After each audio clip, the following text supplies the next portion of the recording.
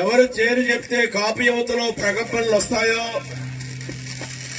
ఎవరు ఈ రాష్ట్రంలో ఒక సంచలన నాయకుడిగా పేరు పొందారో అటువంటి స్వర్గీయ శ్రీ వంగమీడి మోహన్ రంగారావు గారి యొక్క విగ్రహావిష్కరణ కార్యక్రమంలో నేను పాలుపంచుకోవడం, మన చొప్పెళ్ల యువత ముందుకు వచ్చి వారి విగ్రహాన్ని ఇక్కడ ప్రతిష్ఠింపజేసి నా చేత ప్రారంభింపజేయడం చాలా చాలా చాలా గర్వంగా ఉందని తెలియజేసుకుంటూ, ఈనాటి కార్యక్రమానికి కారకులు అనేటువంటి రంగ యూత్ సోదరులందరికీ, అదేవిధంగా విగ్రహదాత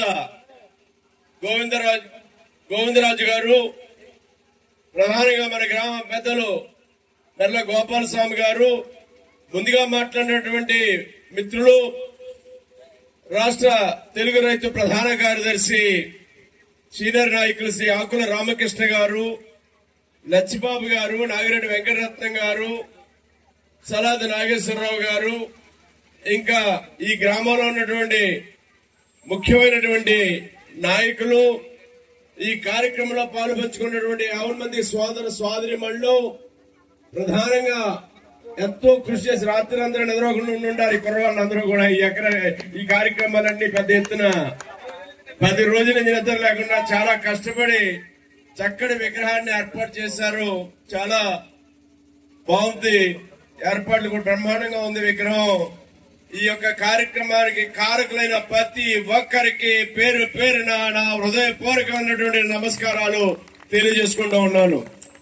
చాలా ఆనందం, ఎందుకంటే రంగా గారు దగ్గర మన రామకృష్ణ కూడా కాలేజీల్లో కూడా చాలా ఇబ్బందులు పడుతూ ఉండేవారు. కొంతమంది చిన్న తరగతికి చెందినటువంటి చిన్న కులాలకు సంబంధించినటువంటి విద్యార్థులను కూడా అటువంటి వారికి అండగా ఉండి ఎవరికి ఏ కష్టం వచ్చినా నేనున్నానని ఆదుకున్నటువంటి గొప్ప నాయకుడు రంగా గారు ఆ రోజుల్లో. అందుకే వారికి అంత కీర్తి ప్రతిష్ట సంపాదించారని తెలియజేస్తా ఉన్నాం.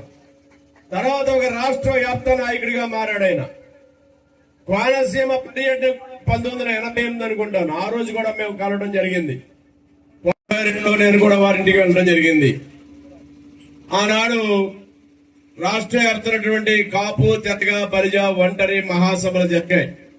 ఆ సందర్భంలో కాలేజీలో ఉండగానే మేమందరం వెళ్ళి వారి ఇంటికి కూడా ఏంటంటే ఉత్సాహం, మేము యువతరంగా ఉండడం, వారి ఇంటికి వెళ్ళాలి, ఆయన ఇల్లు ఎలా ఉంటుందో చూడాలి, ఆయన కలవాలని వెళ్ళడం జరిగింది. ఎందుకంటే అంత గొప్ప పేరు బెజవాడ పెప్పులుగా అందరూ కూడా చిన్న చిన్న వర్గాల వారందరికీ కూడా ఎంతో అండగా ఉన్నటువంటి ఒంటిపల్లి సతీష్ గారిని కూడా రమ్మని కోరుతున్నారు.